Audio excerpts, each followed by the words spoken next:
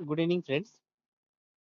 ఒక staff selection commission నుంచి ఒక మంచి నోటిఫికేషన్ వచ్చిందండి. స్టెనోగ్రాఫర్‌కి సంబంధించి.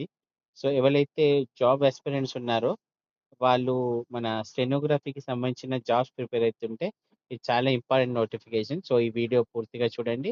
ఇది మీకు హెల్ప్ అయినా ఎవరికైనా షేర్ చేయడానికైనా ఉపయోగపడుతుంది కాబట్టి.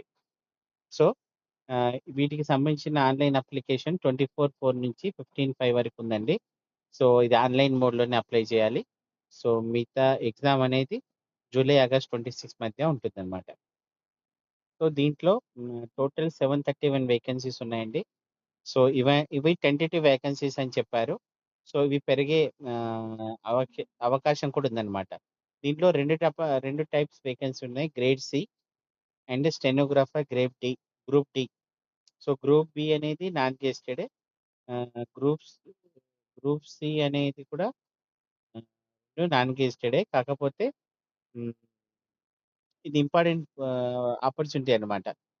అంటే స్టెనోగ్రఫీకి సంబంధించిన క్యాండిడేట్స్ తక్కువుంటారు గాబట్టి, మీలో ఎవరైనా మంచి పొజిషన్ సెంట్రల్ గవర్నమెంట్‌లో చూడాలనుకుంటే చాలా ఇది మంచి అవకాశం. సో, ఈ అవకాశం మీరు వినియోగించుకోగలరు. సో, ఇక్కడ రిక్వైర్మెంట్స్ కూడా ఉన్నాయి. మీ నోటిఫికేషన్ డీటెయిలింగ్‌గా చూడండి. నేను పైన ఇంపార్టెంట్ ఎక్స్‌ప్లెయిన్ చేయడానికి ట్రై చేస్తాను.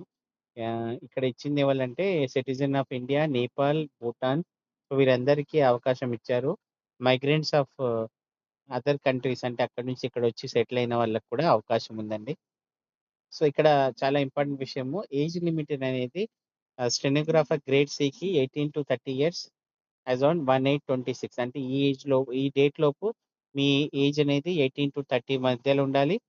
అంటే ఆహ్, అంటే ఇది 18/28/96 తర్వాత పుట్టుండకూడదు. అంటే పుట్టిన వాళ్ళు 1828 2008 కంటే ముందున్న వాళ్ళు ఎలిజిబుల్ అన్నమాట.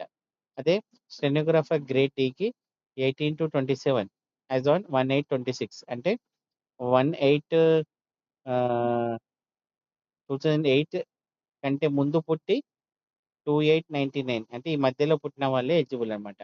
సరే మరి వీటికి ఏజ్ రిలాక్సేషన్ ఉందా అంటే ఎస్సీ, ఎస్టీ వాళ్ళకి 5 ఇయర్స్, ఓబీసీకి 3 ఇయర్స్, ఎక్స్ సర్వీస్ మెన్ ఇలా అన్నీ ఉన్నాయండి. సో, ఈ నోటిఫికేషన్ డీటెయిలింగ్‌గా చూడండి. ఇంకా కొత్త క్లాసెస్ ఉన్నాయండి. విడోస్, డివోర్స్డ్ వుమెన్ వాళ్ళందరికి కూడా ఎస్సీ, ఎస్టీ గాని ఆహ్, నార్మల్ వాళ్ళకి కూడా ఏజ్ రిలాక్సేషన్ ఉంది. తర్వాత ఎక్స్ సర్వీస్ మెన్ కూడా ఉంది. ఇది 5.4లో ఉంది క్లాస్. సో, సింపుల్‌గా ఇప్పుడు ఎడ్యుకేషన్ క్వాలిఫికేషన్ చూద్దాం. ఈ ఎడ్యుకేషన్ క్వాలిఫికేషన్‌కి ఎసెన్షియల్ ఏం చెప్పారంటే 12థ్ స్టాండర్డే పాస్ అయ్యి ఉండాలన్నారు. సో, చాలా తక్కువ క్వాలిఫికేషనే. అది కట్ ఆఫ్ డేట్ ఏందంటే 1826 కంటే ముందే పాస్ అయ్యి ఉండాలన్నమాట. దీంతో పాటు స్టెనోగ్రఫీ అనేది స్కిల్ టెస్ట్ అనమాట. కాకపోతే బేసిక్ ఎడ్యుకేషన్ క్వాలిఫికేషన్ అనేది 12థ్ స్టాండర్డ్ అనమాట. హౌ టు అప్లై అంటే మీరు ఎస్ఎస్‌సి.gov. అనే సైట్‌కెళ్ళి ఇక్కడ ఆన్‌లైన్‌లో అప్లై చేయండి. సో, తర్వాత ఎస్ఎస్‌సి మొబైల్ అప్లికేషన్ కూడా ఉందంట. దాని ద్వారా కూడా మీరు చేయొచ్చు. లాస్ట్ డేట్ అనేది 15/26 అనమాట. సో, అప్లై చేసేటప్పుడు చాలా జాగ్రత్తగా చేయాలి. వాటన్నిటికి రిక్వైర్మెంట్స్ ఉంటాయి. మీ ఫోటో ఎలా ఉండాలి? ఫోటో తీసుకునేటప్పుడు ఎలా అప్‌లోడ్ చేయాలి? సర్టిఫికేట్ ఎలా అప్‌లోడ్ చేయాలి? ఇవన్నీ ఇన్‌స్ట్రక్షన్స్ ఉన్నాయి.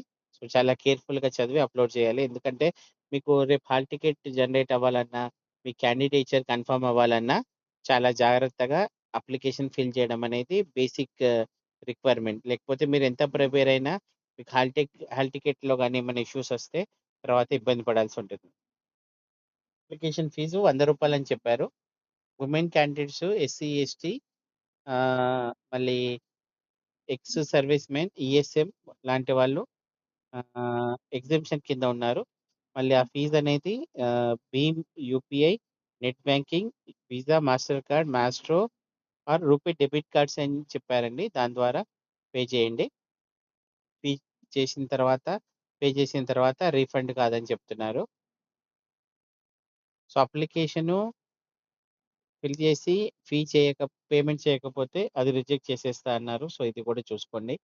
సో, అప్లై చేసిన తర్వాత ఏమన్నా ఇష్యూ ఉంటే 20-21/5 మధ్య కరెక్షన్‌కి కూడా ఛాన్స్ ఇస్తా అన్నారు.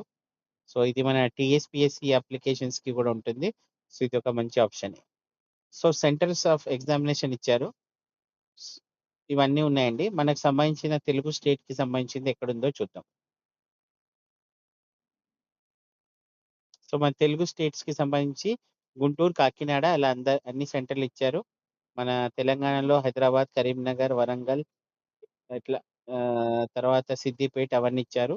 సో దీంట్లో సెంట్రల్, సౌత్‌కి సంబంధించినవి కూడా ఉన్నాయి కాబట్టి, సో మీకు కావాల్సిన సెంటరు కోడ్‌తో పాటు మీరు సెలెక్ట్ చేసుకోండి.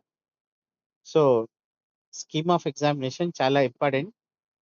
సో ఫస్ట్ పార్ట్ ఏందంటే general intelligence, reasoning, general awareness second part, English language and comprehension third part.